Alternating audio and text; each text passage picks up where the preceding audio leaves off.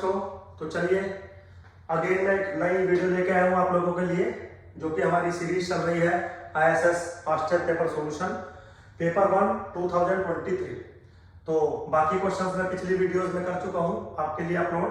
आज हम 5 question discuss करेंगे 31 से लेकर 35 तक। मैक्सिमम 10 मिनट्स का वीडियो होने वाला है, ठीक है, बोर नहीं करूंगा। चलिए तो क्वेश्चन रीड करते हैं। If x and y follow bivariate normal with some parameters, then what is the value of this expectation y minus rho x की power 4 given x? So basically उसने क्या कर रखा है यहाँ पे, बेसिकली उसने कंडीशनल एक्सपेक्टेशन का इस्तेमाल कर रखा है डिवाइडेड बाय सम नंबर। ये सब चीजें एडजस्टेबल होती हैं बच्चों, बस आपको कॉन्सेप्ट थोड़ा सा पता होना चाहिए। तो चलिए खैर एक बार सबसे पहले इसको साइड में करते हैं। आपने क्वेश्चंस को पढ़ लिया होगा, अब क्वेश्चंस की हमें इतनी जो है नीड नहीं है, सिंपल है क्वेश्चन बिल्कुल। चलिए तो बच्चों स्टार्ट करते हैं। सबसे पहले तो कुछ बातें मैं पहले भी आपके साथ डिस्कस कर चुका हूं बाइवेरिएट को नॉर्मल को लेके। क्या थी कि अगर एक्स वाई फॉलो करता है bivariate normal with parameters μ1 μ2 sigma 1 square sigma 2 square और रो, तो एक बात चली थी कि y given x is equal to x must follow the normal with mean μ2 plus rho times sigma 2 by sigma 1 x minus μ1, ये मीन हो जाता था, and sigma 2 square 1 minus rho square, ये मेरे बच्चों वेरिएंस हो जाया करता था। तो ऐसा चीजें आपको पता है। अगर क्वेश्चन के अकॉर्डिंग पर्टिकुलरली हम यहां पे लेके चले तो y गिवन x फॉलो करने लग जाएगा नॉर्मल μ2 0 है plus rho into sigma 2 sigma 1 1 है, 1 हो जाएंगे into x comma sigma 2 square जो कि 1 है 1 माइनस रो स्क्वायर। अगर मैं इसको सिंप्लीफाइड फॉर्म में लिखूं क्योंकि ये सिंपली 1 के बराबर है, तो चलिए हम इसको यहीं पे हटा देते हैं क्योंकि ये 1 के बराबर है।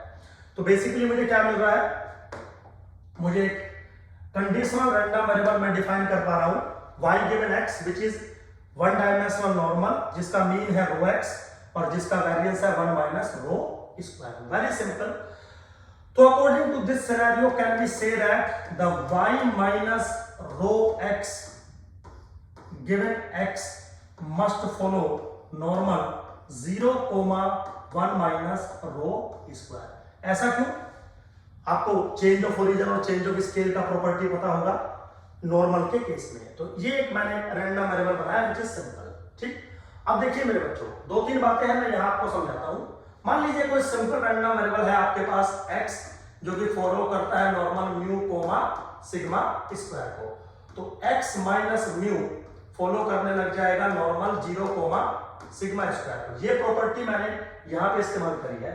y given x normal with mean with variance को फॉलो करता है, तो रैंडम वेरिएबल में से अगर मैं माइनस करूंगा मीन तो नॉर्मल 0, सेम को फॉलो करने लग जाएगा। बी केयरफुल बच्चों, y given x minus rho x नहीं करना होता, y minus rho x given x ये होता है करेक्ट एक्सप्रेशन। ठीक है, आप क्वेश्चन में भी देखेंगे ब्रैकेट के बाहर गिवन x लिखा हुआ है। इन छोटी छोटी बातों का आपको बहुत ज्यादा ध्यान रखना होता है। चलिए एक छोटी सी बात थी मेरे बच्चों, दुनिया का कोई भी रैंडम वेरिएबल है लाइक दिस, उसके लिए बीटा 2 हमेशा 3 के बराबर होता है। ठीक, अब बीटा 2 किसके बराबर होता है? बीटा 2 बराबर होता है μ4 अपॉन μ2 स्क्वायर के।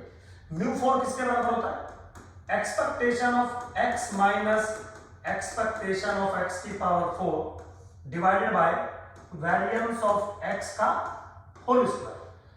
ये जो एक्सप्रेशन मैंने आपके सामने लिखा है, ये दुनिया के हर एक रैंडम वेरिएबल नॉर्मल के लिए वैलिड है, चाहे वो कंडीशनल है चाहे वो अनकंडीशनल है, डजंट मैटर। अब बीटा 2 नॉर्मल के केस में 3 के बराबर होता है, 3 के बराबर होता है, तो यहां से मैं कैलकुलेट कर सकता हूं कि expectation of x minus expectation of x की power 4 is equal to 3 times the variance of x का होल स्क्वायर। ऐसा बना सकता हूं। ये बिल्कुल सेम चीज अगर मैं यहां पर अप्लाई करूं मेरे बच्चों, तो expectation of y minus rho x की पावर 4 गिवन x बराबर हो जाएगा 3 टाइम्स इसका वेरिएंस, बट इसका वेरिएंस किसके बराबर है? 1 माइनस रो स्क्वायर के, राइट। अब अगर ये वाली टर्म में इसके नीचे ले आऊं, ये वाली टर्म में इसके नीचे ले आऊं, तो डिवाइड हो जाएगा 1 माइनस रो स्क्वायर से, और यहां से ये वाली चीज हट जाएगी। अब आप अगर अपना क्वेश्चन देखें, क्वेश्चन शायद मेरा यही था जो अभी मैं डिस्कस कर रहा था आपके सामने, कि expected value y minus rho X की power 4 given x 1 minus rho square किसके बराबर होगा? आंसर है 3 के बराबर होगा। चलिए एक बार क्वेश्चन चाहे देख लेते हैं हम, अगर आप एक बार क्वेश्चन हम लोग देख लेते हैं। ये देखिए वही क्वेश्चन था, expectation of y minus rho X की power 4 given x 1 minus rho square का होल स्क्वायर। अच्छा, इसमें एक शायद मुझे कुछ गड़बड़ लग रही है, गड़बड़ नहीं है, थोड़ी सी हमने गलती करी है। वेरिएंस का स्क्वायर होता है, तो वेरिएंस का हमें यहाँ पर बच्चों स्क्वायर करना पड़ेगा। बिल्कुल ठीक है, करेक्ट ऑप्शन है 3, और 3 is the B option. 3 is the B option. Simple है, मतलब इजी है, कोई ऐसा इसमें रॉकेट साइंस आपको नहीं लगाना है। चलिए खैर अगला क्वेश्चन देखते हैं। 32 क्या कह रहा है? For H families containing equal number के of members in each family the range of intra class correlation coefficient rho बताइए। ठीक है, तो एच फैमिलीज हैं आपके पास, हर एक फैमिली में के लोग रहते हैं, उनके बीच का इंट्रा क्लास कोरिलेशन कोएफिशिएंट बताइए। बिल्कुल इजी क्वेश्चन है मेरे बच्चों। डायरेक्ट अगर आप देखेंगे तो गुप्ता कपूर में इसका डायरेक्ट रेंज पे रिजल्ट दिया हुआ है, रो इज ग्रेटर देन माइनस के 1 अपॉन के minus 1 is less than 1। This is the direct formulation. Formulation पे अगर मैं थोड़ी सी आपसे बातें करूं, वैसे नीड नहीं है, ये सब चीजें किताबों में है, मतलब ये बहुत इजी है, डायरेक्ट रिजल्ट है, तो इसमें कोई कैलकुलेशन नहीं है, सीधा आप रिजल्ट बना दीजिए ऑप्शन नंबर डी। आप जो इंट्रा क्लास कोरिलेशन वाला कोएफिशिएंट है, जो टॉपिक है, उसमें बिल्कुल ये पर्टिकुलर लास्ट में जाके केस उसने डिफाइन किया हुआ है, तो no need to discuss, time wastage की कोई नीड नहीं है आपको, डायरेक्ट फॉर्मुलेशन है। चलिए अगले क्वेश्चन पे चलते हैं। क्या कह रहा है? The correlation coefficient between height of father and sons from a random sample of 900। ठीक, तो एक 900 ऑब्जर्वेशंस का सैंपल उसने लिया, जिसमें कोरिलेशन कोएफिशिएंट आपको डिफाइन था फादर और सन्स की हाइट के बीच का, जिसका वैल्यू है 0.67। कितना वैल्यू है?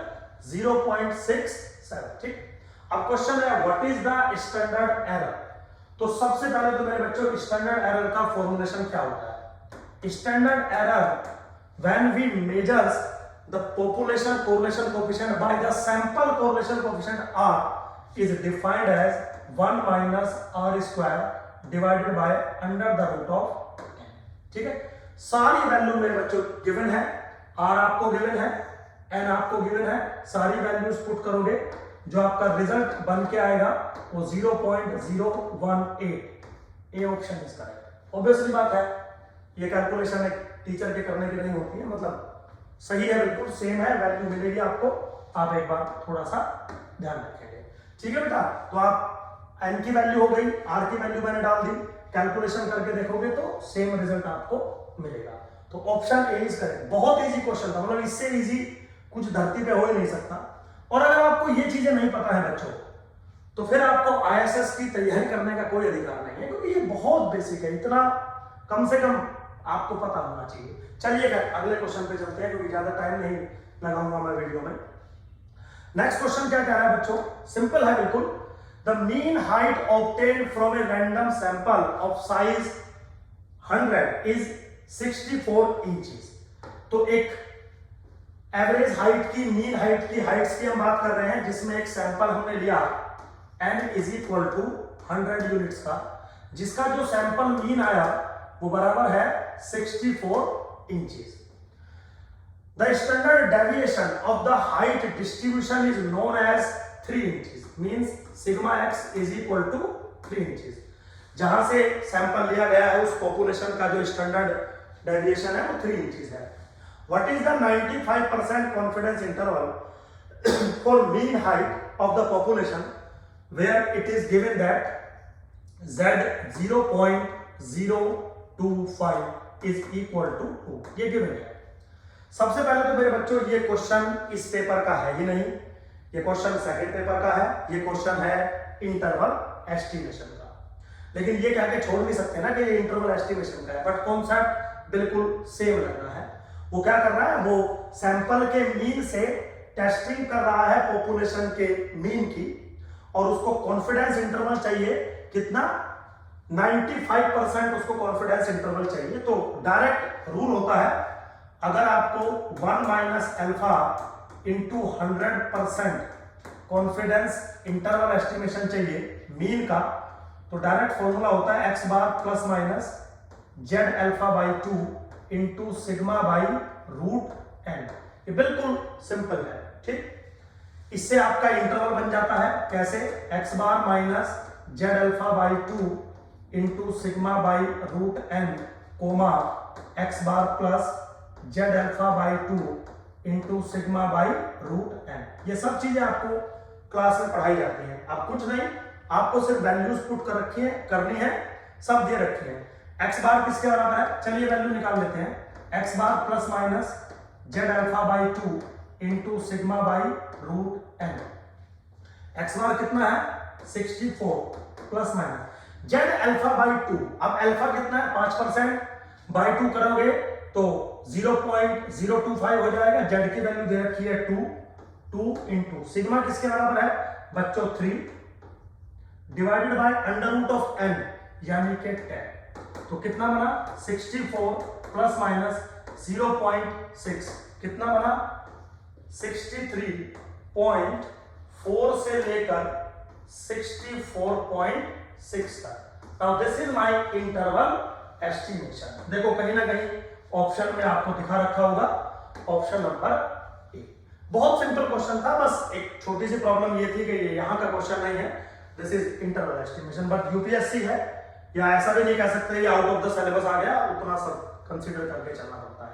चलिए मेरे बच्चों नेक्स्ट क्वेश्चन लेके चलते हैं।